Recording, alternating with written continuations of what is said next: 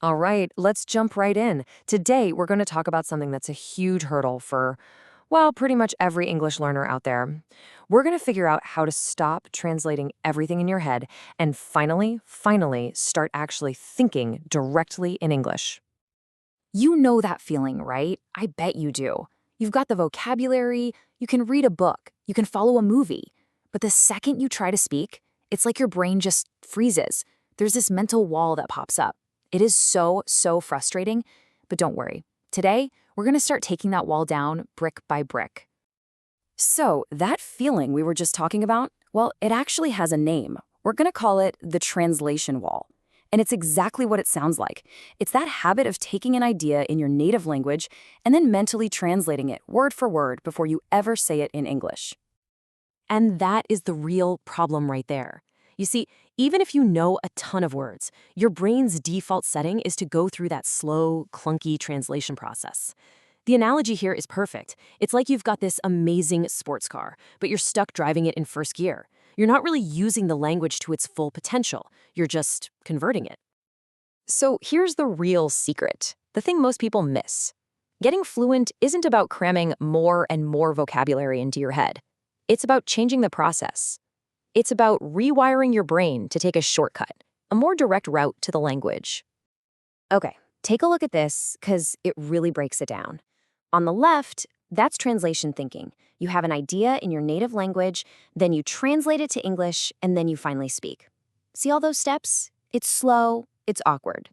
But now look at the right, direct thinking. You have an idea, and it just becomes an English thought. Boom, one step. That's where we want to get to. All right, so how do we actually do this? Where do we even start? Well, the very first step is all about training that little voice inside your head. You know, your inner voice, your internal monologue. We're going to consciously start switching it over to English. And here's how. First, just narrate your day. Seriously, start simple. As you're doing stuff, just talk to yourself about it in your head. Then, describe your surroundings. Just basic sentences about what you see. And look, you have to be patient with yourself. It's going to feel weird. It's going to feel slow at first, for sure. But you have to trust the process because every single time you do this, you're literally building a new pathway in your brain. It'll get more automatic over time, I promise. And listen, you don't need to be Shakespeare here. We're talking super simple thoughts like you wake up, you think, I need to brush my teeth. You look outside, the sun is bright today. Or you see a car go by, that car's moving fast. That's it.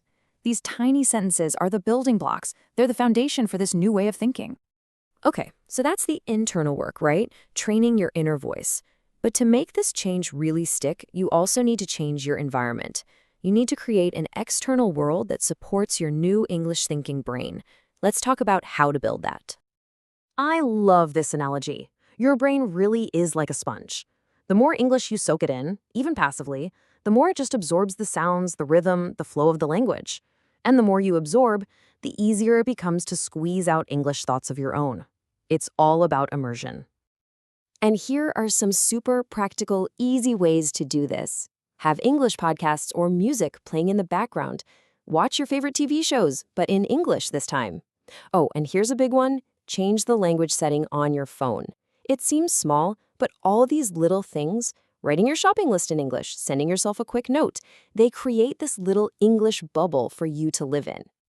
Now, this next idea is a bit of a mindset shift. It's not just about the words you use, but the shape of your thoughts. You see, English as a language tends to be pretty direct, so here's a great way to think about it. English thinking is kind of like texting. You want to get straight to the point. And this comparison really shows what I mean. On the left, you've got this long, complex thought pattern. That's what happens when you try to translate a complicated sentence from your native language. But look at the right.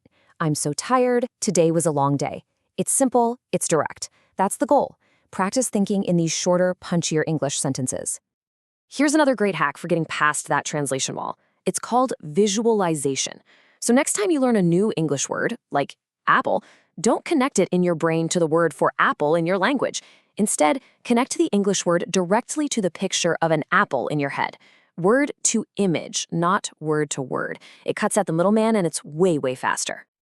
Okay, and this is maybe the most important part of this whole thing. You have to give yourself permission to make mistakes. So many people get paralyzed because they're afraid of getting the grammar wrong. But remember, This is all happening inside your mind. It's your own private little sandbox. Nobody's listening, nobody's judging you. Just let the thoughts flow, even if they're messy. The accuracy will improve later, I guarantee it. So, you do all this work, you train your inner voice, you build your English world. What's the big payoff? What do you actually get out of it?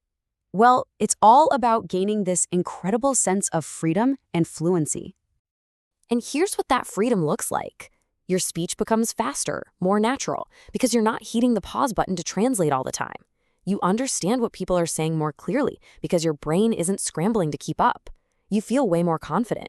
And my favorite one, you finally get to live inside the language instead of just being a tourist. And that right there is the ultimate goal. That's the transformation we're looking for. English stops feeling like some subject you have to study in a textbook, full of boring grammar rules.